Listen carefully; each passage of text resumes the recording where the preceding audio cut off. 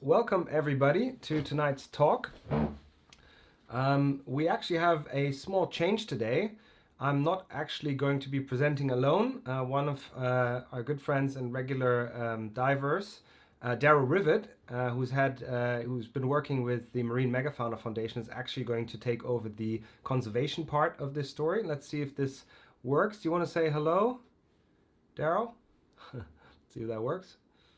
Yeah, hi guys. Thanks for having me, and I'm happy to share my experiences with you all. All right. Well, you'll see him in about 30 minutes when we get to his part. Yeah, thanks everybody for joining. I'm gonna just start right away with how we use Zoom. I already saw a couple of questions on the chat there. For those people who are in the Lightroom meeting, it's a little bit different because this is a webinar and not a meeting. So everybody should be silent. Pedro says he cannot hear anything. I hope he can hear me now.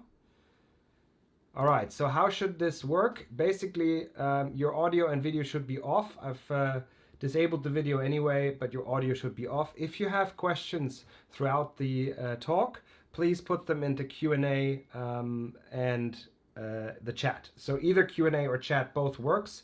The Q&A is a bit easier for us to organize. So if you have questions particularly on mantas or what we're talking about, preferably want to put them in Q&A, which is one button of your Zoom panel. So you can put your questions in there, and smaller comments, just put them in the chat.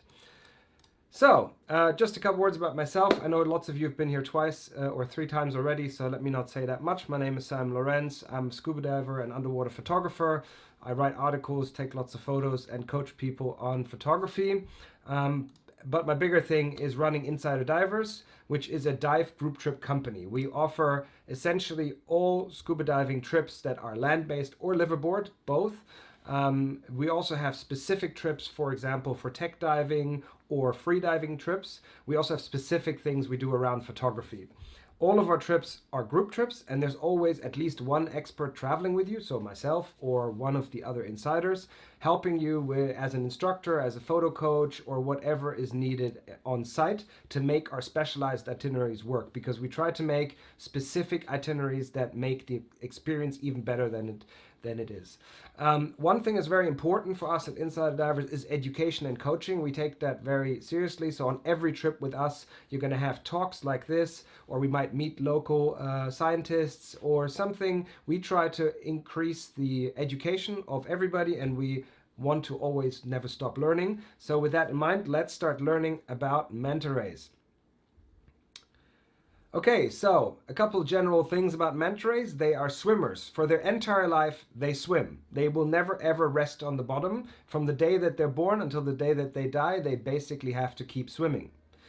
They are filter feeders, making them extremely unique. There are a few filter feeders in different segments of different species in the water, but in the ray family, only manta rays and mobulas are filter feeders. They're very social. You might encounter them in groups of 2, 3, 4, like here, or 20, like on this one, or thousands, like the mobula rays that we can see in Baja California. They're also hosts for other life. So there are remoras living on them, or really big remoras. We'll go into those in a little bit later.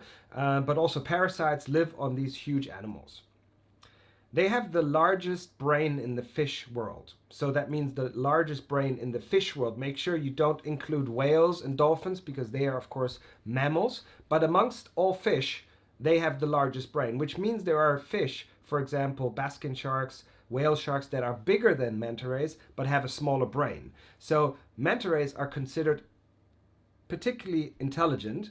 They're very smart animals, capable of dealing with more complex situations than maybe other fish, which sometimes leads us to believe that they do certain things just for fun, like we humans do, or other intelligent animals. They do certain things that have no reproductive or food purpose, and that we interpret as an intelligent animal having fun. They're also, the intelligence makes them approachable, and that's something over the years that I've seen now, is if you behave correctly around manta rays, they are actually very approachable and let humans come very near. There are stories of manta rays approaching humans, asking for help with, let's say, an entangled fish net or something. So this is an intelligent animal that will tolerate us as long as we behave appropriately around them. The distribution of manta rays, I'll go in a bit more detail later, but pretty much all temperate seas have manta rays, except for Europe and the Mediterranean. Unfortunately, only in the Azores and Portugal we have mobula rays, and aside from that, in Europe we don't, but every other continent, except for the cold ones, have manta rays. Manta comes from the Spanish word for cloak, because it's kind of this huge diamond shape with a black top, is kind of like a coat or a cloak. And it is different from all other rays, as in it does not have a spine. So stingrays, as you know, all have spines, and lots of the other rays also have spines, not so the manta ray. So I want to start this talk today about going a little bit in detail on this really bizarre looking animal. I mean, look at this photograph. What a bizarre animal these manta rays are. And there's a reason why they look the way they look, and I'm going to try to explain that with the next few slides. So they are part of the elasmobranch family. Everybody who's been here last week knows, of course, what that is. I apologize for the quick repetition, but some people are here for the first time. So I will explain what elasmobranch are. Elasmobranch are a very ancient group of marine inhabitants. They have been around for much longer than from earlier than when the dinosaurs were here. Over 400 million years ago is when this species started to develop. And today we have over 1,000 animals in this species catalog, in this bigger family. And one part you can see here below are the rays and the skates. I'll explain the difference in a second. So if you follow the lines to the left, you can see that they all come together with essentially the chimera and the sharks. So all sharks and all rays and chimera all have the same ancestors, and so they have features that are across the board similar. But essentially what they believe is that rays started forming about 170 million years ago, so right there where the dinosaurs were. So what they all have in common is a cartilage skeleton. You see here the cartilage skeleton of a stingray, and this has several advantages. There are no real bones, which means they decompose very quickly, but also the whole system is much lighter and more flexible. But as you can see also here on this exoskeleton of mobula ray, you can see that the structure goes all throughout the wings, and that gives them a lot more stability due to this unique cartilage structure that goes all the way through the wingtips. What they have in common with the sharks as well are the dermal denticles. So instead of scales, they have these tiny, tiny tooth-like things that are all over the body. They're so small that if you would touch the skin of a ray or a shark, it wouldn't feel rough. But if you look in detail, microscopic detail, you will see that there are these ridges, and these ridges reduce hydrodynamic friction, which means that with less effort, they can swim much faster. So some sharks are known to feed only once every few months, and they have enough energy to continuously keep swimming, also because of this dermal denticle skin. They all have gill slits. The vast majority have 5, like a manta ray here on the left. There are a few animals like the 7-gill shark on the right that has 7 gill slits, but all of them have gill slits. And why does it make it different than a fish? If you think about fish, then you will remember that they only have 1 gill slit on each side. So they have one thing here that opens, and then inside they will have a structure, but they don't actually have separate slits. And that is unique to elasmobranch. So what is actually the difference? Here's a picture of one of my high on my list I want to see one day fish. This is called a bowmouth guitarfish. And when you look at this, it's kind of hard to see, is it a shark or is it a ray? Because you can see the tail looks very much like a shark. People who were here last week, they will recognize the dorsal fin and the second dorsal fin, and also the pelvic fins. But what we see in the front is a triangular shape. The fins are starting to merge with the bottom. So what is actually the difference? Because some sharks are very close to rays. So here we have a nurse shark that also lives on the bottom, and on the right we have a whip ray. And both of these have lots of similarities, but the one main difference is the gill slits are on the bottom. So you see on the right side, the gill slits are below the body, and on the left one we cannot see them because they're above the fins. So that makes this animal a guitar ray. that I can tell you for several years after I saw my first guitar ray, I call this a guitar shark because it looks a lot more like a shark than a ray. But you can see there are no gill slits, they are just these vents, and the actual gill slits are below the body, so he belongs to the ray family, or much rather to the skate family, which is this intermediate step. And these skates are essentially the evolutionary connection between sharks and rays. These are animals that have adapted to living on the seafloor. So all rays and skates are actually built, designed for the seafloor. There are a few that might be swimming in blue water occasionally, but the vast majority are built for life on the sea. So they have the gills below the body, they have generally a flat body, they have no more dorsal fin or a reduced dorsal fin. The fins are part of their entire shape, so they can make themselves very flat on the bottom.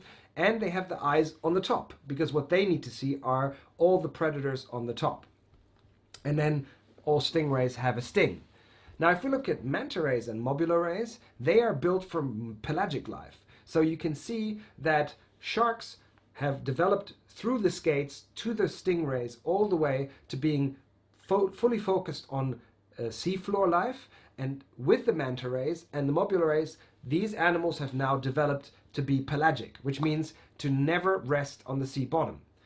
They have now not the eyes on the top of the head, but on the side, which allows them to look up and down because predators can be coming from anywhere. Manta rays are actually capable of seeing almost everything on the outside of their head, 180 degrees.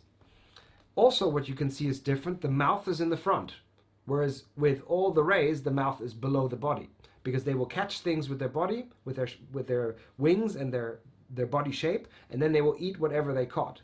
But manta rays now have the mouth in the front. And then we have this bizarre two devil-like things sticking out to the front, which are actually lobes. In this picture, you see them rolled up, and in this picture, you see them rolled out. They're called cephalic lobes, and I will explain later what they're good for, but essentially, when you see these animals, they're sometimes rolled in, and sometimes they're rolled out. This is where they're going to use them for the feeding process, and you can already see they extend the mouth, but we will talk in more detail a little bit later. Another funny thing that they have is that the nostrils are inside their mouth cavity. So you can see on your right hand side there, you can see that there are very small little holes, but if you remember from last week's session with the sharks, they're very similar, or if not identical, to the way that shark nose nostrils are formed. And they are probably on the inside of the mouth because the manta ray basically tastes the water that he might be feeding in to see if it's the right taste. That is one explanation why the nose holes might be on the inside. There are two groups. You already heard the word mobula come up earlier. Manta ray is the well-known also for people that are not in the ocean regularly. Mobula is a bit lesser known. However, actually, all manta ray are mobula ray. So the rays developed from, the mobula rays developed from the rays that were on the seafloor and started being more pelagic and then grew and grew in size, and essentially manta rays developed from mobula rays. And there are also much more species of mobula rays. At the moment there are 9 species defined of mobula rays and 2 species of manta rays, and these manta rays are actually called mobula rays. So mobula rays are famous for, if you've ever seen the Nat Geographic video of the jumping mobula rays, that's in Baja California, where you can see them jump. I have not had the pleasure of seeing them that often, except here in Baja. You can see the picture behind me is a picture from Baja California of the mobula ray schools. And most of my, the rest of this talk is mostly around manta rays, just because I don't have that much footage about mobula rays. So we've got 2 types of manta rays, and that's actually a fairly recent distinction. So Andrea Marshall, one of the founders of the Marine Megafauna Foundation, actually came up with the distinction between reef manta, which are now called Mobula alfredi, and giant manta or oceanic manta, Mobula birostris. Now, if you can't remember things like that easy like I can't, I always think about, okay, the B word stands for bigger. So birostris is the bigger one, if that helps you remember. So the difference between the two is very fine, and Andrea Marshall was able to show that even genetically there is a difference between the two. One is much larger. So the left one is the oceanic or giant manta, which can reach up to 8 meters across. And the reef mantas are only 5.5 meters max across. Now, most of the time we see specimens that are smaller than that. So most reef manta that we see are more in the 4 to 5 meter arena, but they can reach up to 5.5 meters. Here's a distribution map of manta ray distribution in the whole world. And you see here that all the manta rays are seen either in, well, along the tropical line, but the purple dots are the barostraceans, so those you can see pretty much anywhere. And then you can see the red dots are the reef manta. And the reef manta essentially are not in the Americas. What we do have in the America is some manta ray that is currently still undetermined. That's something that Andrea and her team is working on. The yellow dots are sightings of what they might one day call the Caribbean manta ray, which is only seen in the Caribbean, the Gulf of Mexico, and on the east coast of the Americas. I just saw a comment here from Martin. You're right, mobula rays can also be in the Mediterranean Sea. So that map I showed earlier was manta rays. That doesn't include mobula rays, so apologies, that was not a correct statement. You do have, I'm not quite sure, 2 species of mobula rays in the Mediterranean. So what's the difference between the reef manta and the giant manta? Well, one thing is the pattern on the back. So reef mantas have mostly, and not always, I'll show that in a moment, a V-shape pattern on the back. And giant manta have more of a T-shape on the back. And what I recommend is that you look at the black area rather than the white area, because the black area will show you the V and the T a bit more pronounced. So here's one distinction that you can make.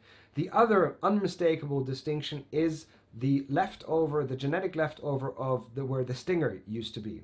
So the giant manta still have this bump where a sting would have stuck out back in the day when they were still stingrays. And the reef mantas don't have that. This would lead us to believe that the giant manta was there before the reef manta. So genetically, the reef manta is a development of the giant manta, but that is not proven as far as I know, but that is an assumption that you can make because this bump has no feature, no function in the animal. The other thing that is different is the skirt, so the bottom of the belly. On the left, you see the reef manta. There's just sort of shades of gray. Sometimes they're entirely white. The oceanic manta rays mostly will have a pretty clean strip all along, a gray strip all along the bottom of their belly. Another difference is the pattern. Every manta ray has an individual pattern, which is like our fingerprints. They are born with this pattern, and it doesn't change their entire life, and they are unique. Now here you see a reef manta ray, and you can see the pattern is all the way from the chest all the way down to the tail. The area that's relevant is only that. We don't look at the wings. The area that's used for identification is in the chest area, and that chest and belly area, and that is what we're later going to show a little bit more when Daryl does his part of the talk. But there is a difference between oceanic mantas and reef mantas, whereas that the area between the gills on the oceanics is mostly white, whereas a lot of reef mantas have pattern there. However, I have actually identified a oceanic manta ray in Socorro once, and that also had pattern between the gill slits. So that's nothing that you can rely on. Equally, you can't rely on these remoras. That generally you can find these big gray remoras on the oceanics and these more slender ones on the reef mantas. However, that is not something that you can rely on. Neither can you rely on the V-shape. This is a picture I took in the Maldives of a manta ray, which is clearly a reef manta, but you can see the V as much as the T in this thing. And that is because all of these colorations are basically pigmentations. And there are other variations of pigmentations, such as this. This is everybody's favorite. This is the melanistic manta ray. So it's a melanistic pigmentation, which means it's an all black. Their top side is entirely black. Their face is black. Their cephalic lobes is black. But they still retain a pattern on the belly that lets them be identified. So when you look here closer, you can see that there are some black dots that are a bit darker than the lighter gray areas. And if you take the photo with a very bright setting like here, you can actually see the pattern on the belly, which still makes them unique. Again, here there's a difference between the reef manta and the giant manta. The giant manta often has these big crazy halos, white halos around, but then again, I've seen different variations on both, so there's nothing that you can rely on. The best thing is the leucistic manta ray. I've only seen that once. That was the first time this year at Christmas. I took several photos to make sure that we can ID it. Not only could we ID it, we can also see here with the bump that it's an oceanic manta ray, so you can see the bump that's indicated with the arrow. But also I sent this belly shot in, which you can see the leucistic manta ray actually has very low pigmentation, so has very, very few patterns, and they're very light gray. Fortunately, I had a photo that was still enough, and we could identify this specific manta ray as a manta ray that had shown up 4 years prior on the same site in Raja Ampat, and nobody had named it yet, so I was allowed to name it, and in view of Greta Thunberg's achievement, I named this manta ray Greta. So if you ever see this manta ray, she's got a name. Her name is Greta. Let's talk about some behavior. Feeding. So feeding is a unique part of this manta ray species because the whole body is shaped, optimized for the feeding process. You can see here how the manta ray shapes the cephalic lobes in order to channel more water into its mouth. And you can see below there already the gill rakers, which are where they consume what they're looking for, which is plankton, krill, small fish, small crustaceans, and fish eggs. So something like this is a very unique thing I was able to witness once, is a fish spawning event, which means that reef fish come together in their thousands and they spawn their eggs into the currents so that the currents will swoop it out. This is like a chocolate fountain for manta rays. So these manta rays know when this happens, and they will be there just in time to feed on this amazing source of protein. So when you swim in it as a human, you can't even distinguish the eggs. It's just a cloud. But to manta rays, this is a huge source of food. Because the manta rays, with their unique design, can filter a lot of water with tiny, tiny particles. The water goes channeled through the cephalic lobes in the mouth, and you can see the back of the throat is closed. That means no water will go into the belly. So the water gets diverted through the gill rakers and out again. And these gill rakers, marked here in red in this diagram, are essentially capable of filtering 20 to 30 kilograms of plankton a day. So just visualize this. When a manta ray is swimming at full speed with his mouth open, it can filter 100 liters per second, up to 100,000. I've even seen figures 300,000 liters per hour. So if they feed for an hour, 300,000 liters or 900 cubic meters of water have gone through the mouth and through the gill rakers. So here is a manta ray scooping up a school of crustaceans above the sand. You can see all these crustaceans in the water. You can see how all the particles are between me and the manta ray. I don't know if you can see that on the upper wing. You can see it very well. Tiny, tiny crustaceans. This is in the Maldives. It's the same like in Kona in Hawaii. If you put some lights up, all the crustaceans will come up and the manta rays will swoop right over, and all the water with the crustaceans will go through. The water comes cleaned out of their gill slits, and then they will close their mouth and swallow whatever is in the gill slits. So they'll close the mouth and they will press together the gill slits, and they will push whatever is in the gill rakers into their throat, and that is how they feed. I'm actually going to skip this slide because Daryl is going to talk about this later. I wanted to show a few different situations where they might feed. So here we've got manta rays feeding at the surface. This is also at a fish spawn. Here's a situation where they're feeding mid-water, like at 20 meters in Palau in this case, and they're barrel feeding. So when they have a constant food source that's in one area, then they won't swoop through, they will actually barrel feed. And they will feed next to each other without touching each other. It's amazing to see. They will just barrel feed next to each other continuously without touching each other. That's how you can get these crazy photos like an upside down manta. If you look at this for a moment, you will see that the cephalic lobes at the top. That is because the manta ray here was barrel feeding right in front of me in the Maldives. Just right in front of me, knew exactly where I was, never touched me, because they have very good spatial awareness. So that brings us to bottom feeding. This is when they feed very close to the bottom. It's another specialty of theirs. And you can see when you look at the cephalic lobes in the close-up picture here, you can see that they're fully scratched up because that is the lowest part of their body, and that will scratch over the bottom when they're feeding at the bottom. When they feed in groups, which happens a lot, particularly when the food sources are good, then they need to organize themselves. Here is only a small group of maybe 10 mantas. They don't really need to organize themselves. But when they start heading into each other's directions, you can see already that they need to start looking out and how they're going to feed. So here are some pictures from Hanifaru Bay, where we're going hopefully in September if this virus will let us go. And here you can see how they're organizing themselves in a circle. Yeah, you can see how they're feeding in a circle. That allows them to continuously feed without bumping into each other.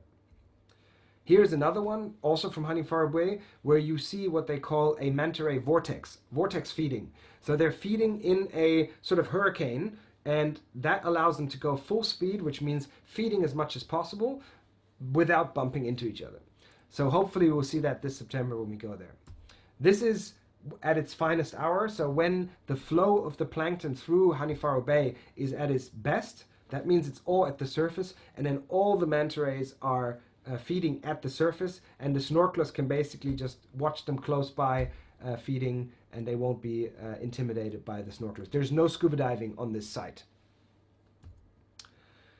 They're very social, so oceanic manta rays sometimes are solitary, but most mobula rays and reef mantas can always be found with others, which means if you find one, you usually will find more. They can come in all kinds of groups. The largest groups are the mobula ray aggregations that we have in various parts of the world. The very famous one is in Baja California. Every year in December and June, you can see these huge aggregations, and it's literally right in front of the resort. You can go snorkeling, and you will find these big groups if you're lucky. So we had schools of up to 6,000 animals right below us. It took forever to just even cross the school. Another behavior that we can observe is the cleaning. So because they have this dentical structure on their skin that actually allows parasites very comfortably to get in between. And so the body of the manta ray is covered with teeny tiny parasites that will grow into bigger parasites unless they're cleaned, which is why all manta rays come to these cleaning stations like here in Komodo and get cleaned. So here you can see the butterfly fish cleaning on the top. Here in Raja Ampat you can see them cleaning at the bottom, or here you can see how they're really cleaning around the eye. So what the manta ray does in order to stay in position is you will go into the current, and they will try to keep themselves close to the reef so that the reef fish are comfortable to come up and clean the manta ray. So when the current is medium strong to strong is what manta rays like the best. And so when you can go there at that time and find a good place to hide from the current, then you can get an experience like this where you get so close that you can see even the holes of the parasites that have just been cleaned. So if you look there on the left in the white area, you can see a couple of the holes of the parasites that one of these butterfly fish or the cleaning wrasse have cleaned up.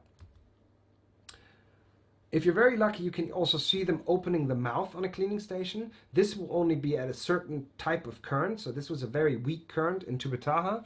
And what they'll do is they'll let the fish actually swim into their mouth and clean the inside of their mouth.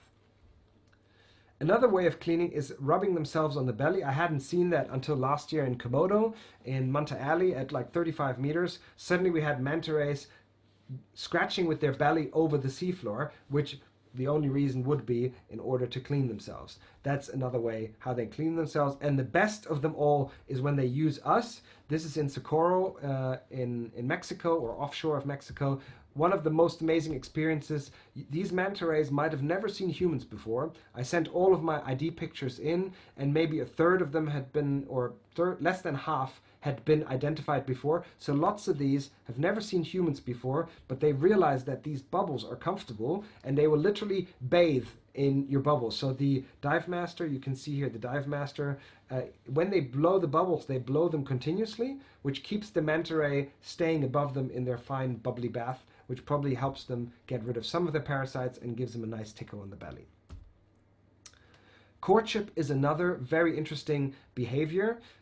This is what we can sometimes observe when we call it manta trains. So manta rays swimming behind each other with the female in the front and the males in the back. So for that, we need to first see what is the difference between male and female. Those who were last week in the Shark Talk know what the difference is. On the females, we basically see 2 pelvic fins with nothing. With males, we see 2 pelvic fins and 2 claspers. So these are the male sexual organs, and you can see when they're extending over the lengths of the pelvic fins, then they are mature, and when they're scarred, then they're older and they have mated before. So this is a still young, unscarred male. And on the right side, you see a juvenile, where you can see sort of the beginning of these claspers forming, but they have not yet reached the end of the pelvic fin, so we call that an immature male or a young male. And then if you don't see those, it's probably a young female. So here's a manta train. So the males will swim after the female, and this is the picture I showed earlier of around 20 males that were following one female. This was also in Komodo 2 years ago, and it's the biggest manta train that I've ever seen. And this female was actually still pregnant.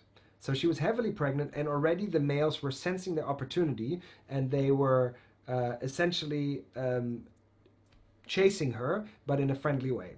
Because this is essentially what they do. They chase each other, and it is a friendly game of chase. The female is in the front. If you look in detail, you can see the one in the front here has no claspers, and then in the back, all of them have claspers. And what they try and do is try to get as close to her as possible. And they will switch positions and essentially battle for who can be the closest. Not battle with violence, just by sort of swimming in front of each other, on top of each other. And the female has a good go and just plays with them. So here you can see her avoiding the 2 males.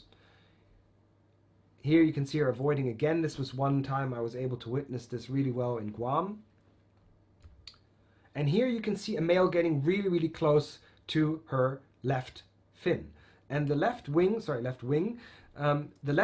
is what the males try to reach, because that is how they mate. And if you remember from sharks, from the last talk, then you will not be surprised to see this video, which essentially you will see that the manta rays mate the same way as the sharks, but much gentler.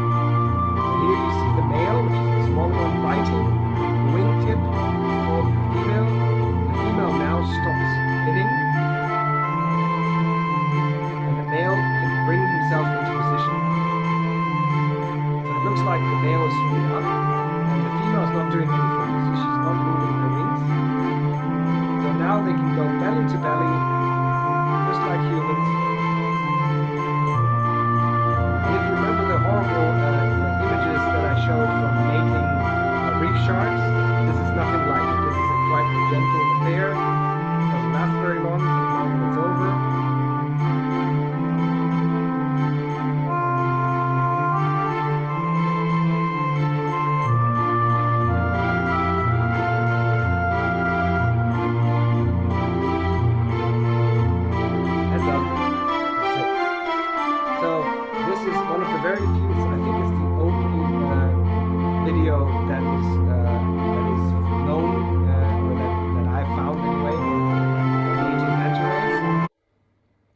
And essentially this is the moment. Oh, okay. I was talking the whole time, you couldn't hear me. All right. I thought I disabled my... So what happened here, that's why I captured this here in one image. So what happens is the smaller one is always the male, and the male will bite the female's wingtip. It's always on the left, apparently. And essentially what that happens is the female becomes limp. She does not do anything anymore, and the male can bring himself into position in order to insert his clasper. Now, when you saw the video, I hope that came through. I will share the YouTube video later. It is a very gentle thing compared to the rough reproduction that we have with sharks. This is much more gentle, but it is the same logic. Teeth holding on to the wingtip, getting the female in place, female becomes limp, male does the act of sex, over.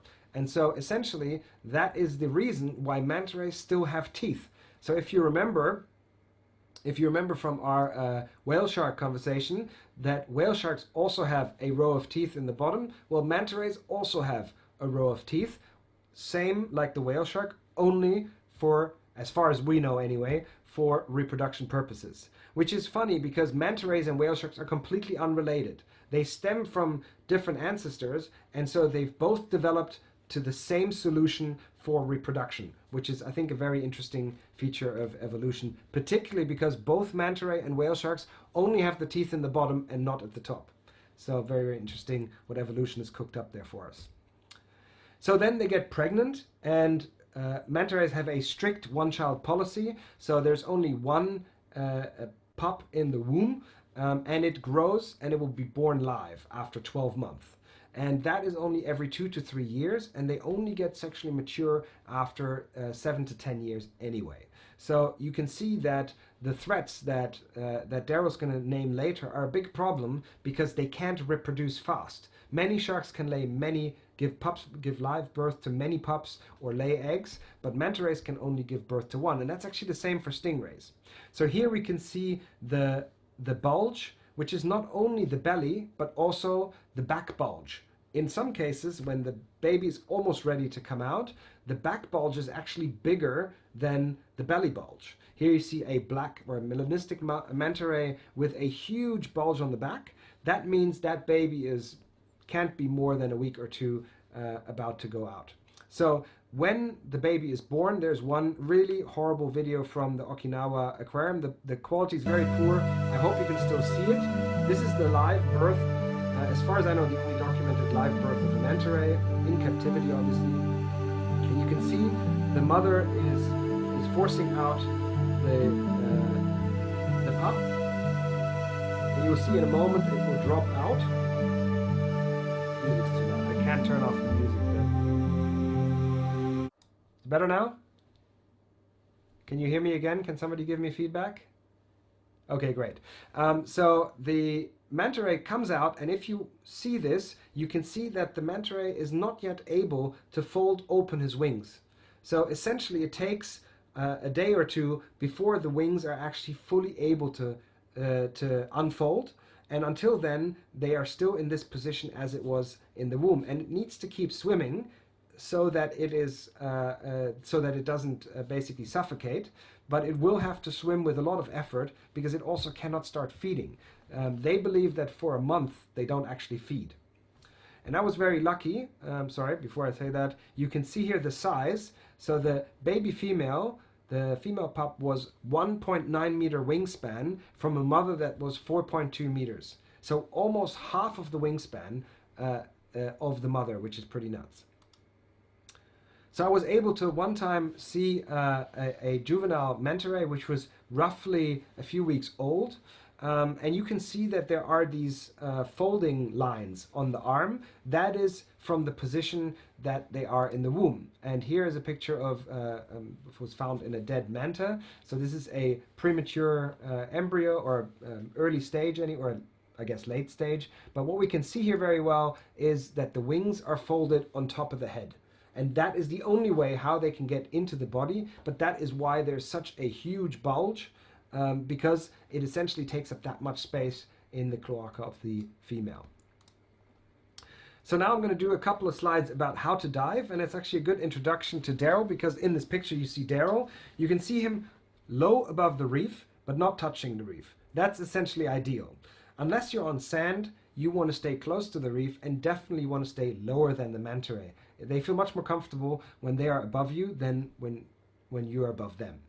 The other thing that's very important is that you make no sudden movements. So if you hectically work on your camera, or if you're breathing very fast, they will notice it and they will swim away. But sometimes, particularly when you're smaller groups, the manta rays will totally tolerate you as long as you don't swim towards them, and particularly not towards their head. So you would never want to swim head to head with them, because manta rays will always avoid each other. So if you swim head to head with them, they will also avoid you. So that's why if you have the ability to swim with them, you should actually stay outside of a 3 meter radius. But if you behave rightly, so this is the recommendation from the World Wildlife Fund, but if you behave right and you just stay low and calm, you will actually have the manta rays coming straight on top of you sometimes. So here we've got a very big reef manta ray in Komodo. This was 2019, and you can see she's holding on to the reef, but it's not really reef, it's more like rubble, so here it's okay. And the manta ray is gliding right on top. 1 year earlier, we had it in another spot, also in Komodo, and you can see how low the manta rays will come. They will literally come to investigate the divers as long as you're calm and staying low. So now I would like to invite Daryl to talk a little bit about the conservation of manta rays. Oh, thanks very much, Simon. So you can take over the screen. Sure. Thank you. Hi, guys. Look, thanks very much for that, Simon. That was very informative. So I'd just like to introduce myself quickly. Obviously, Daryl's my name, and in late 2018, I was fortunate enough to become a volunteer research assistant with the Marine Megafauna Foundation based in Nusa Lembongan in Indonesia. So I'd just like to quickly just cover off what the organisation is. Your share is not on yet. Sorry? I think your share is not on yet. Can you just share your screen?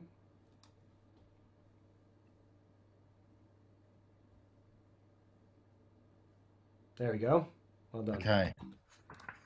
I'll start again. Sorry. Are you there? You go ahead. I'm muted now. Okay. So, yes, thank you. Daryl's my name, and in late 2018, I became a volunteer research assistant with the MMF on Nusa Lembongan in Indonesia. So MMF is an organisation that was started in 2008 in Tofu, Mozambique, by Dr. Andrea Marshall and Dr. Simon Pearce.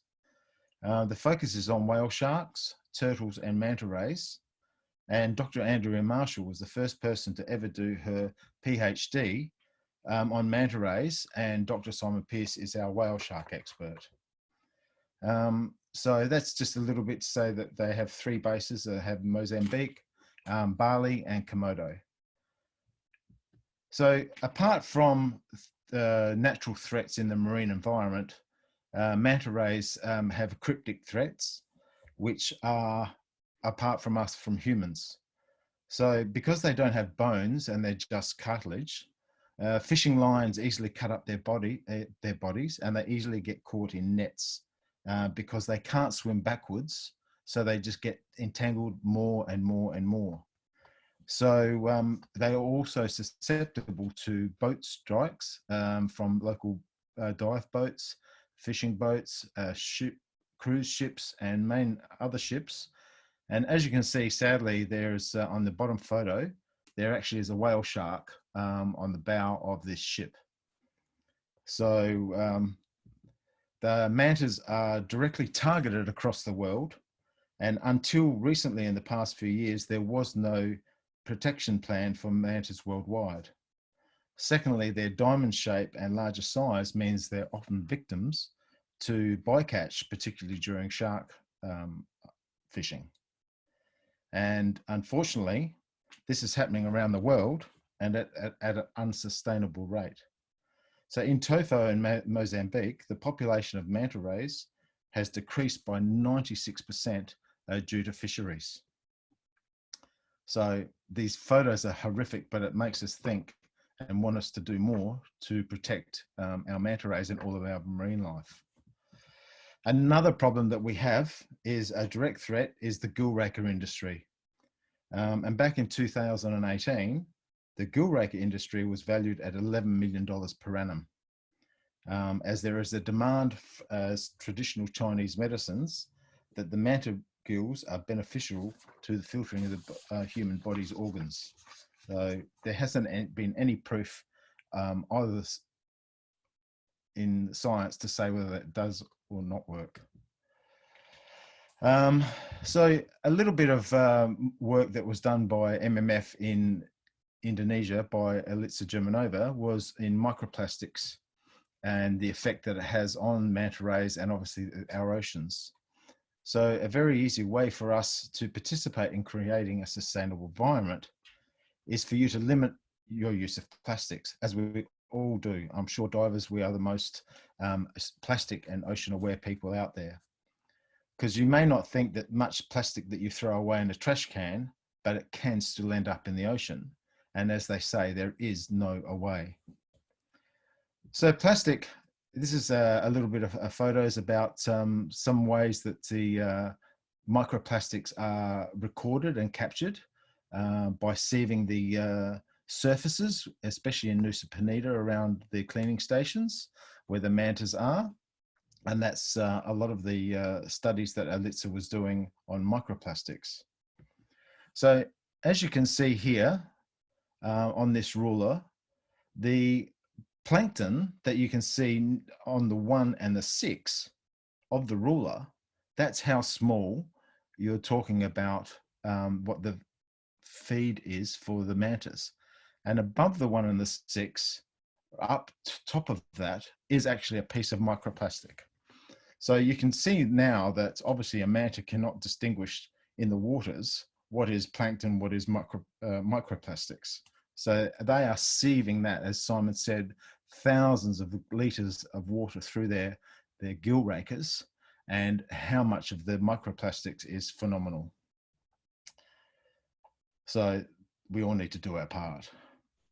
So MMF, as part of the conservation, we did data collection through non-invasive photographic techniques. We do not take any, sorry, where are we going? We do not take any DNA samples or skin samples. So as Simon was covered on before, our job was to take the perfect ID shot so that we can identify the mantas.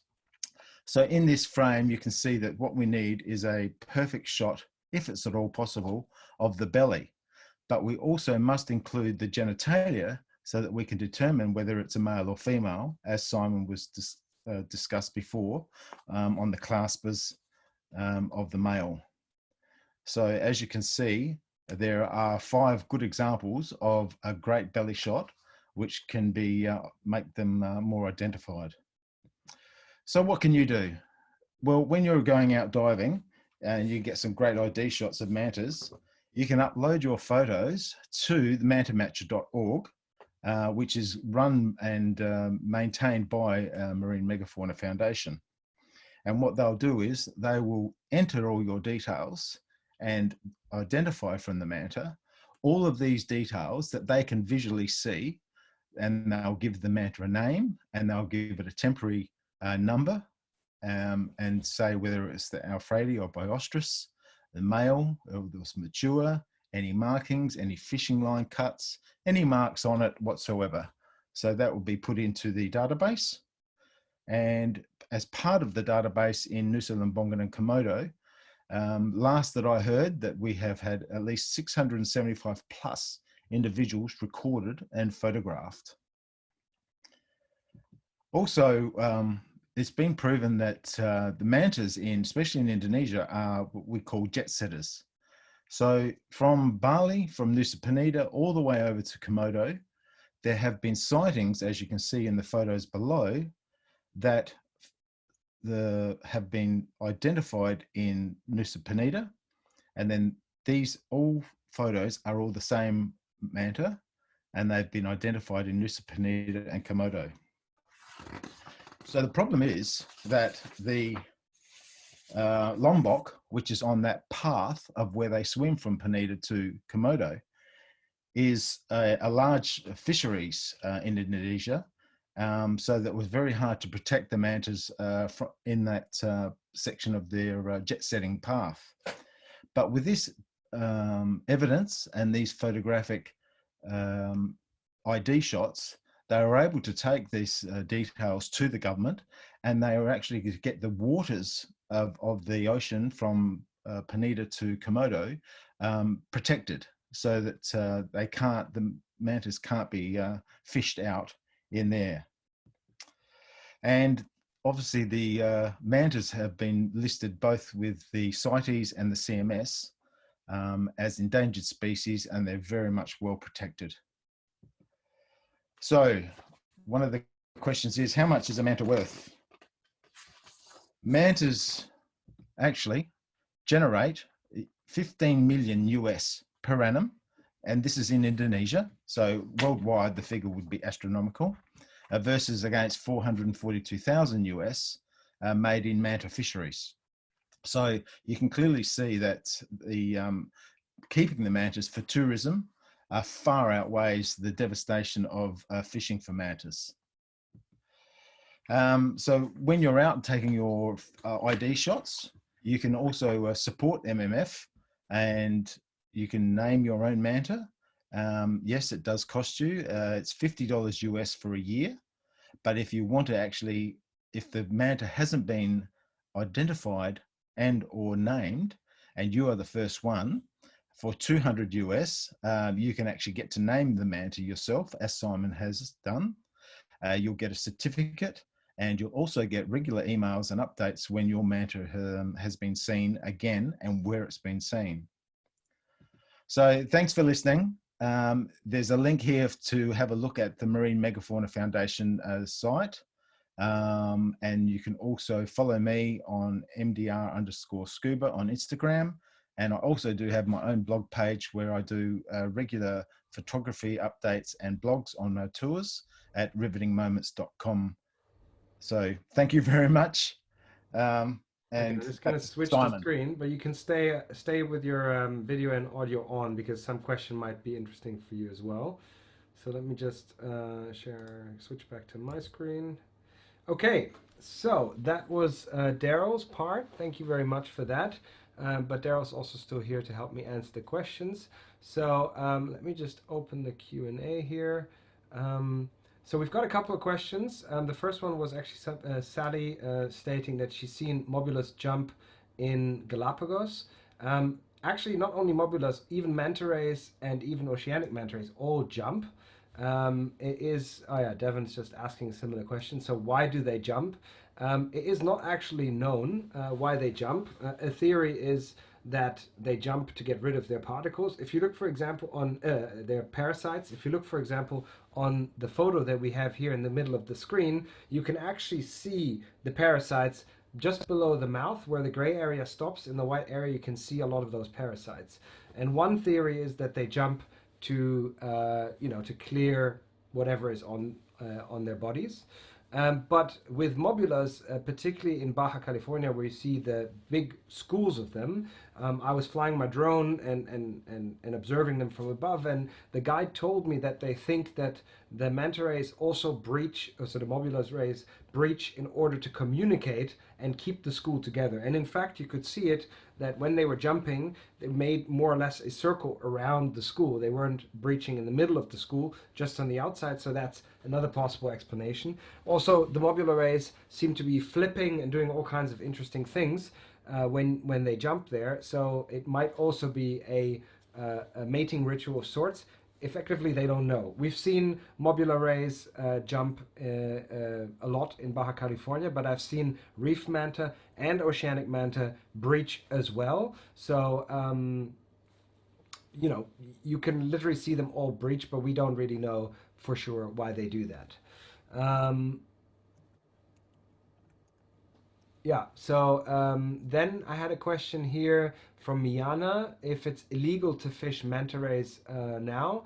And generally, it is forbidden with CITES, which is the Convention for Endangered Species. It is illegal to fish, but is it enforced is another question. And Indonesia is only slowly coming to terms with the putting tourism higher than the fishing. So in many parts of Indonesia, they still fish for manta rays, and essentially it is similar to the shark fin trade.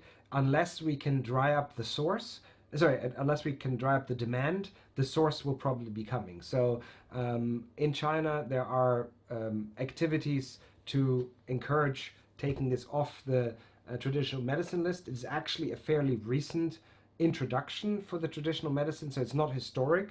So it's something that could still be fixed, hopefully, and that would have the best protection. But generally, they are protected. But there's a big problem in terms of bycatch, as Daryl already mentioned, where they just can't be avoided with the net. So that will always remain, but at least the directed fisheries should be able to be reduced. There's a question here, and I don't know if Daryl can help answer that, if manta rays have been recovering in numbers. As far as I know, they're still declining. I don't know, Daryl, do you know the answer to that? No, I can't answer that one. But we can find out. We'll find out Sure. and share it in the group. Okay. Devin also asked if they're territorial, and they definitely are territorial. That is what that one manta ray that was just shown by Daryl. You could see there. It was going basically. It was Bali. It was seen in Bali, in Nusa Tenggara, Bali in 2008. Then it moved, and it was seen again in 2013 in Komodo, and then again in 2014 back in Bali, and then 2015 again in Komodo. So it is moving along, but it's staying in this area. For example, the oceanic manta rays that we see in Socorro, they are often only seen once or twice, at least documented, and they live their entire lives somewhere in the open ocean. We don't know where. So oceanics generally don't seem to be that habitual, but some of them are seen again in Socorro in the boiler, which is a cleaning station, and so in a way maybe they are territorial, that they come back. For example, that leucistic one, the white manta that I took a photo of, had been seen at the exact same cleaning station 4 years before. And so even though it's an oceanic manta ray and will travel away, they will come back to similar sites. So it's more like they might know patterns or places in the ocean in their mental map where they'll come back to.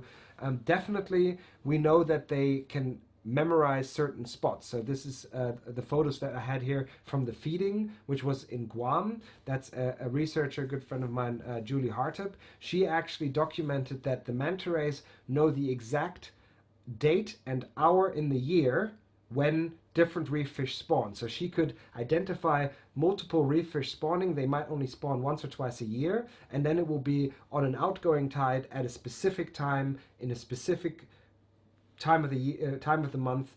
You know, she'll be able to tell you if it's in March or in April, and the manta rays, they will be there exactly then. So when we were starting to snorkel in that area around this time, the day before, there was no manta rays. And as soon as the reef fish started gathering, then the manta rays were there. So they have a mental map that allows them to memorize where things are and even when. So they have a memory for time. So here's a question from my mother. How long do they live? So generally, they think that they are between 50 and 80 years. But it is very difficult to tell, because when they die, they just basically drop to the bottom of the ocean, and we can't find any leftovers. They have a possibility to measure in the spine, same like sharks. But as far as I know, the assumption is that they are 50, up to 50 or 60 years old for the reef mantas, and the oceanics up to 80. That's what I heard. Okay, Daryl saying not accurately determined, yeah. Then Miana's actually saying juvenile manta rays seem to be rarely seen. Yeah, so essentially what I was told when I saw this juvenile one, which was also in Guam, was that generally they will stay away from the reefs because they're not able to feed yet. And so they will be more pelagic than later in their life. So that's why in early days we don't see any. I saw also once a very young one, which was maybe around a year, and that was in Tubataha, which is an offshore place, right?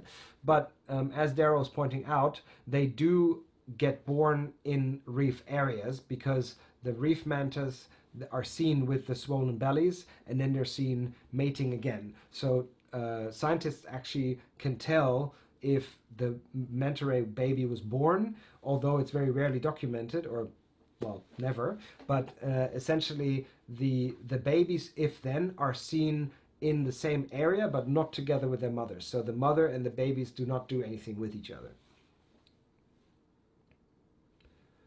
Yeah, so the Endangered Species Act of the CITES, so Michael's making that comment, is listed as endangered since February 2018, right? That was the last round. That's where all, well, 5 species of mobula and the 2 manta ray species were all listed then in this Appendix 2 of the CITES, as far as I know. Ravi is asking if you can put a tracker on a manta. I'm not sure. I've never heard of manta rays being equipped with the GPS. I'm not sure. Can't answer that. Let's see. Okay, what are manta ray predators? So there was a very nice picture earlier that Daryl showed where there were multiple belly shots, ID shots, and you could see round circular bite marks. And those are essentially bite marks from sharks. So sharks would be probably the biggest predator for manta rays, although I don't think it's the number one reason of death. I think they mostly die naturally because they're too big and they're not fat. So it's not a fatty fish. So they're maybe not that attractive to be fed on. But lots of manta rays will have circular bite marks in their wings. And it is known that tiger sharks will go for manta rays if they can. So last year there was an incident where a manta ray was completely eaten up by tiger sharks in Palau. There was footage of it, and you could see not only tiger sharks, but including tiger sharks were eating that manta ray, and might have been because they had previously killed it, but I'm not sure about that. Essentially, they're pretty large and not very fatty, so they're not very attractive as prey. Another question is, are they fast? Yes, they are very fast. I had a situation once where a manta ray I felt like was coming towards me because it had like rope all entangled. So I clipped away my camera and I tried to come in gently, trying to cut that rope that was all over his wings. And as soon as I touched him, I must have touched him in the wrong way. It just shot off.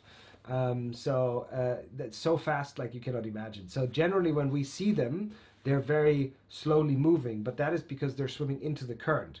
So if you remember in Raja Ampat, Ravi, we had these manta rays. They were basically just staying in the current. So they were using their wings just to stay in place, but they could accelerate into the current. When we were basically having our masks and regulators blown off our heads, they were comfortably working the current.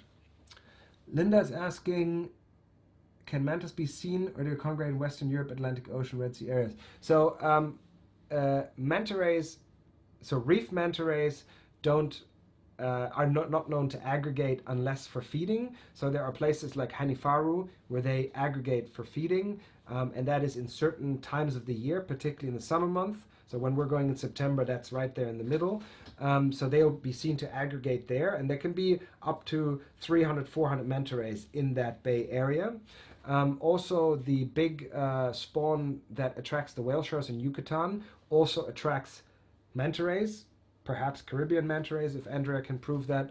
But essentially, there are manta rays that will be seen every year coming back to these feeding spots. So generally, reef mantas are seen in certain feeding events, and they will come back to that. They will also be seen back at specific cleaning stations. For oceanic manta rays, as far as I know, there are no aggregations known, so nobody knows where they mate, where they give birth. None of that is known. And then there are different mobula ray species that aggregate in different areas. So the famous one is in Baja California, but there are some other ones around the Azores. There's one. There's certain areas where the mobulas will come together and aggregate, probably to mate, although actual mating has not been documented. Okay. Any more questions? If not, I'm just going to put this next slide on, which is all of our websites. But I also wanted to point you to the next talks that are coming up. So we have more talks coming up with regards to sharks. So we're going to be talking about how to identify different species of sharks. And then I've started inviting other people to come talk to us, including probably one of the biggest photographers worldwide, definitely one of the top names in the underwater photography, Tobias Friedrich. So definitely don't miss that one. We also have a shark biologist from the Red Sea talking about oceanic whitetips. We have a videographer teaching you underwater video basics. So if you want to learn how to shoot video and how to edit it, he'll be talking about that. Our tech insider is going to give an introduction to tech diving, so all the different aspects of tech diving and how you can enter this sport. And also we have the World Wildlife Fund representative or leader for the shark conservation of the World Wildlife Fund, Andy Cornish, is going to give us a talk about bringing sharks and rays back. So if you're interested in conservation, then that's going to be a good talk. That's on 3 weeks, so plenty of time until then. Also, guys, all the downloads are available on insideracademy.com or insiderdivers/academy. Essentially, all the videos are put online there. So if you missed them or if you really liked it, you can forward it to other people. Make sure you like our Facebook page and also if you like our Instagram. But you could really do me a big favor if you could tell other people about us, tell other people about these webinars. And if you liked our webinar, you could also leave us a review on Trustpilot or Facebook, and that would help us really quite a lot. So if there are no further questions, I think I see no more questions coming in.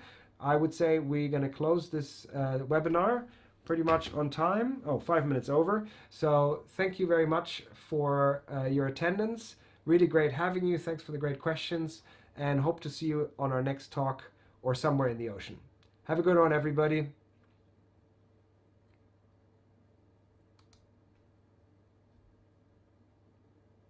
Thank you for all the props. Thank you very much. Thanks for coming.